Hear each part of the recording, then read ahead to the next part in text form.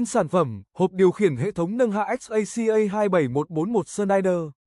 Ui, điện áp cách điện định mức 400V 3 IEC 60947-1. Loại chạm điều khiển, cách điện 2 lớp. Loại mạch điện, mạch điều khiển.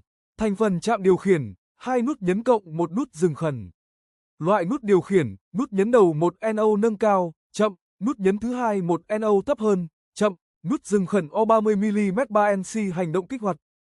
Màu chạm điều khiển, vàng lực hoạt động, 10N nút nhấn, 14N dừng khẩn. Ứng dụng chạm điều khiển động cơ hoi tốc độ đơn.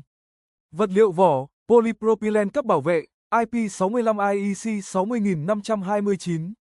Trọng lượng, 615 kg.